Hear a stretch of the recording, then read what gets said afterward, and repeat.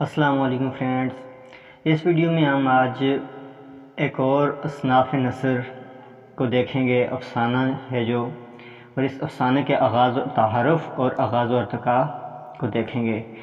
تو دوسری اصناف نثر یا نظم کے لیے ڈسکرپشن میں موجود لنک پر کلک کریں اور وہ اصناف نثر ملاحظہ کریں، نثر یا نظم ملاحظہ کریں۔ تو چلیں افسانہ سٹارٹ کرتے ہیں۔ افسانہ یا شارٹ سٹوری۔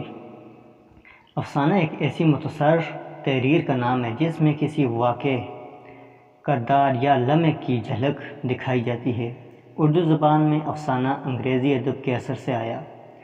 مغربی زبانوں میں افسانے سے پہلے طویل قصے، کہانیاں اور ناول لکھنے کا رواج تھا، مگر جوں جوں انسان عدیم الفرصت ہوتا گیا تو کسی ایسی صنف ادب کی ضرورت محسوس ہوئی جو کم سے کم وقت میں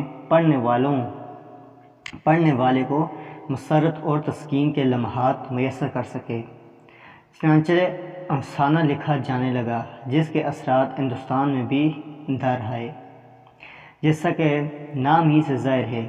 اختصار افسانے کی سب سے بڑی خصوصیت ہے، یعنی افسانے میں بیان ہونے والی کہانی اتنی مختصر ہونی چاہیے کہ اسے ایک ہی نشست میں بخوبی پڑھا جا سکے۔ اس لیے وحدت تاثر اس کا بنیادی عنصر ہے اور اس میں مرکزی خیال کو بڑی اہمیت حاصل ہے۔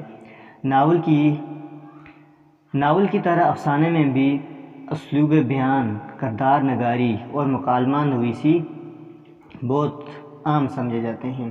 ناول اور افسانے میں فرق یہ ہے کہ ناول نگار کاری کے لیے کوئی گوشہ نشینہ نہیں چھوڑتا اور اس میں پوری تفصیل بیان ہوتی ہے، مگر اب زمانہ اور ہے، پڑھنے والے بھی تیز ہیں، وہ کچھ کڑیاں خود ملا لیتے ہیں۔ چنانچہ افسانے میں جا بجا کھانچے نظر آ سکتے ہیں جنہیں ایک اچھا قاری خود ملا لیتا ہے۔ افسانہ نگار کا کمال یہ ہے کہ وہ کم سے کم الفاظ کا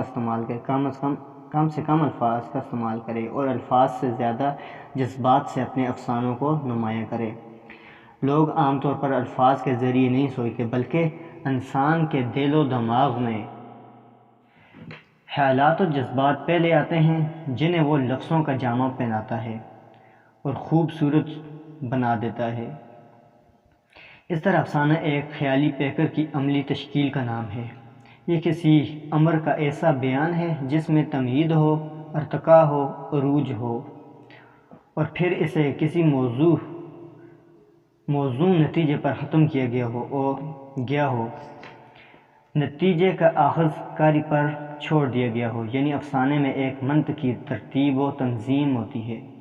اردو میں افسانہ نگاری کا باقاعدہ آغاز 20ویں صدی کے ابتدائی سالوں میں ہوا۔ منشی پریم چند اور سجاد حیدر یلدرم نے اردو افسانے کے اولین واضح نقوش پیش کیے۔ پہلی جنگ عظیم کے بعد اردو میں انگریزی، فرانسیسی، ترکی اور روس کے معیاری افسانوں کے تراجم کثرت سے شائع ہوئے، جس کا اثر اردو افسانے پر پڑا، مگر جلد ہی اردو افسانہ نگاروں نے اپنی کارگاہ کو وسعت دی اور اپنی کہانیوں کو فطرت اور حقیقی پلاٹوں سے منظم کیا اور اپنے گرد و پیش کی تمام زندگی کو اپنا موضوع بنایا۔ اس کے ساتھ ساتھ عمدہ کردار نگاری اور خوبصورت منظر نگاری سے اپنے افسانوں کو جلا بخشی اور یوں افسانے کو مؤثر ترین صنف ادب کا درجہ حاصل ہو گیا۔ 1935 کے لگ بھگ ترقی پسند تحریک کے زیر اثر افسانے میں نئے رجحانات پیدا ہوئے اور اس کا دامن وسیع سے وسیع تر ہو گیا۔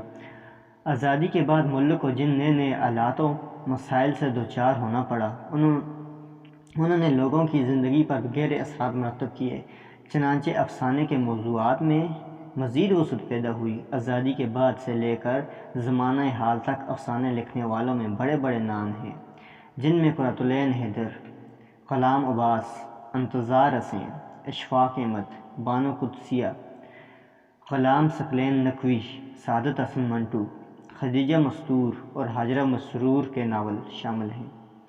یہ یقیناً تمام فہرست ہے، مگر یہ ضرور ہے کہ ان میں سے بعض افسانہ نگاروں نے زبان و بیان کے علاوت کے ساتھ تکنیک کی جدت پر بھی خاص توجہ دی۔ ان لوگوں کی مساعی سے آج اردو افسانے کو عالمی ادب میں ایک باوقار مقام اور اونچا مرتبہ حاصل ہے، یہاں تک کہ ان لکھنے والوں میں سے بعض کے افسانوں کو دنیا کے بہترین افسانوں کے موازنے میں بخوبی رکھا جا سکتا ہے۔ دوسری اصناف ادب کے لیے ڈسکرپشن میں موجود لنک پر کلک کریں اور چینل کو سبسکرائب کریں۔